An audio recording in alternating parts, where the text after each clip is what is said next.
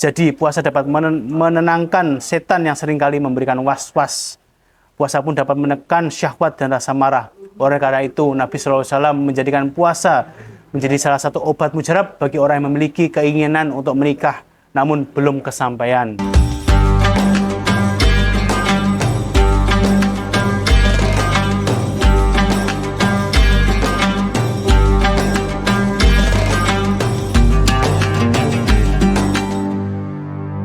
Assalamualaikum warahmatullahi wabarakatuh.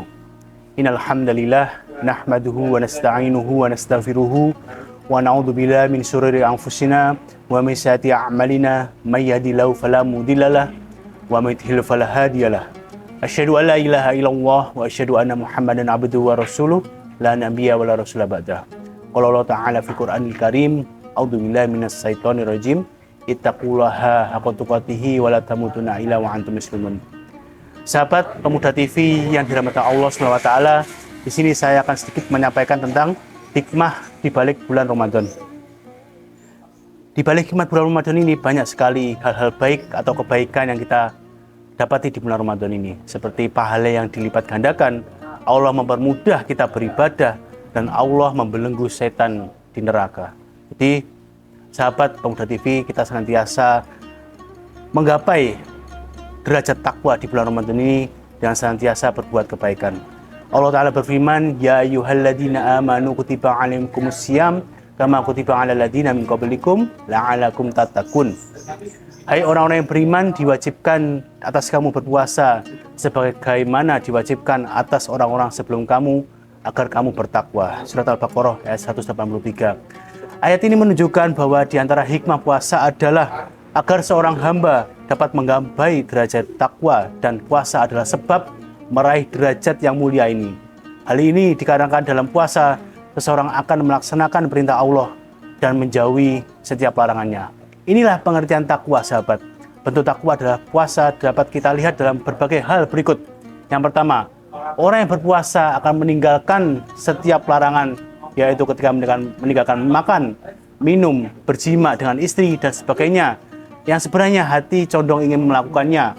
Ini semua dilakukan agar kita tak korup atau mendekatkan diri pada Allah Ta'ala.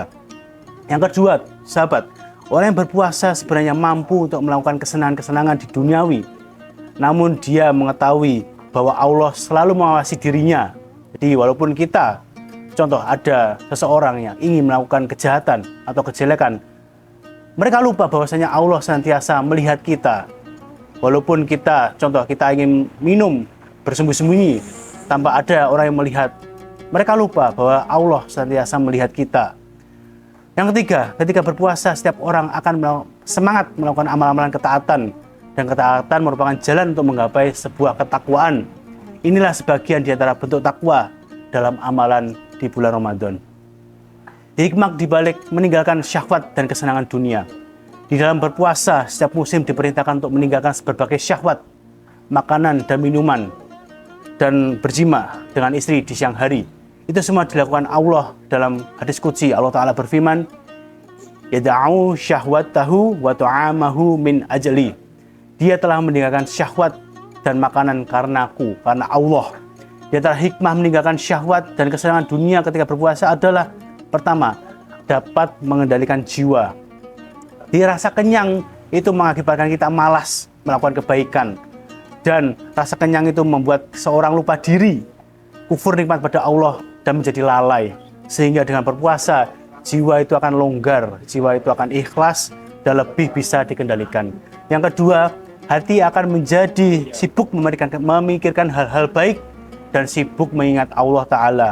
Kenapa? Karena di bulan puasa Allah membelenggu syaitan. Jadi kita lebih bisa mengendalikan syahwat kita lebih condong kepada kebaikan. Karena apa? Allah yang mengendalikan hati kita. Bahwa kita di bulan puasa senantiasa condong dalam kebaikan. Agar apa? Agar kita tetap istiqomah dalam kebaikan di bulan Ramadan ini. Karena sahabat, kalau kita meninggalkan hal buruk di bulan Ramadan ini, Allah mencatatnya sebagai hal kebaikan dan dilipat gandakan di bulan Ramadan ini. Yang ketiga, dengan menahan diri dari berbagai kesenangan duniawi, orang yang berkecukupan akan semakin tahu bahwa dirinya telah diberikan nikmat begitu banyak oleh Allah Ta'ala. Oleh karena itu di bulan puasa ini kita menahan makanan dan minuman. Karena apa? Di luar sana banyak orang yang tidak bisa makan, tidak bisa minum. Oleh karena itu Allah mencontohkan kepada kita, waktu sebulan saja dalam setahun, kita berpuluh-puluh tahun makan. Kita hanya memerlukan waktu sebulan di bulan Ramadan ini agar kita bisa merasakan orang-orang yang tidak bisa makan di pinggir jalan itu. Orang-orang yang kekurangan, bahkan untuk sehari pun dia makan itu sulit. Oleh karena itu Allah mencontohkan pada kita semua agar kita senantiasa menjalani puasa di bulan Ramadan ini. Yang keempat, dengan berpuasa akan mempersempit jalannya darah, sedangkan setan berada pada jalan darah manusia. Sebagaimana sabda Nabi sallallahu alaihi wasallam, "Inna syaitona yahri mini bani dama majrad dam." Sesungguhnya setan mengalir dalam diri manusia pada tempat mengalirnya darah.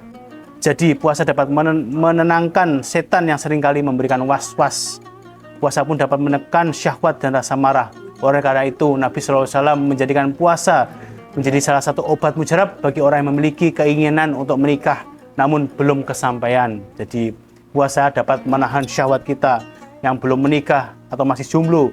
Itu senantiasa kita berpuasa sunnah di luar bulan Ramadan. Dan di bulan Ramadan ini adalah kesempatan kita untuk senantiasa terus melakukan kebaikan dan ibadah karena Allah Ta'ala. Di bulan Ramadan kita mulai beranjak menjadi lebih baik. Karena apa? Di bulan Ramadan tentu saja setiap muslim harus menjauhi berbagai macam maksiat agar puasanya tidak sia-sia. Jadi menahan amarah, menahan syahwat, menahan berkata kotor, itu senantiasa agar apa? Agar kita, pahala puasa kita akan tetap baik dan akan tetap banyak. Karena apa? Kalau kita marah-marah, kita melihat hal-hal yang tidak baik, kita berbicara kotor, itu dapat mengurangi pahala puasa kita. Dan jika kita terus melakukan itu, bahwasanya puasa kita akan sia-sia, hanya akan mendapatkan lapar dan haus saja. Oleh karena itu sahabat Pemuda TV, kita senantiasa terus berbuat kebaikan di bulan Ramadan ini agar apa? Agar Allah mencatat kebaikan kita. Karena di bulan Ramadan Allah mengkalikan pahala kita tidak seperti di bulan-bulan yang lain. Jadi kita patut bersyukur di bulan Ramadan ini Allah mencondongkan hati kita kepada kebaikan. Abu Hurairah Rasulullah SAW bersabda, "Malam yada'a qawla zuri wal amala bihi falaysa lillahi hajatun fi ayyada'a ta'amahu wa yasharabah."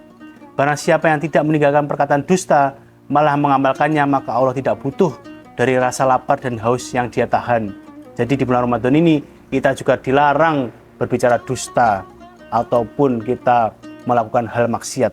Jadi Allah senantiasa, nanti kalau kita melakukan perkataan dusta, Allah tidak butuh rasa lapar dan haus kita. Bagaimana sahabat?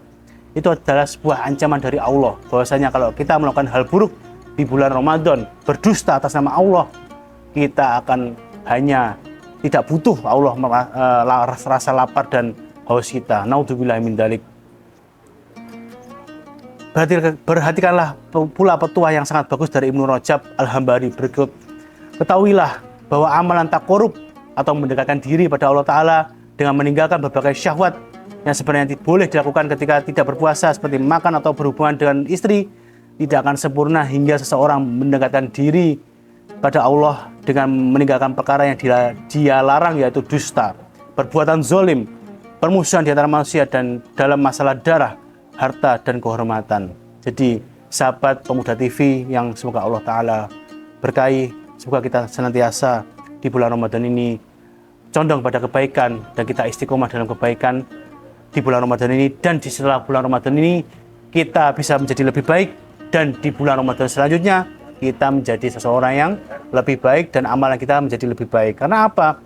Jika di bulan Ramadan sebelumnya itu kita sesudahnya bulan Ramadan sesudahnya kita tambah buruk, itu akan celaka. Allah akan mencelakakan kita. Karena apa? Kita tidak bisa berubah.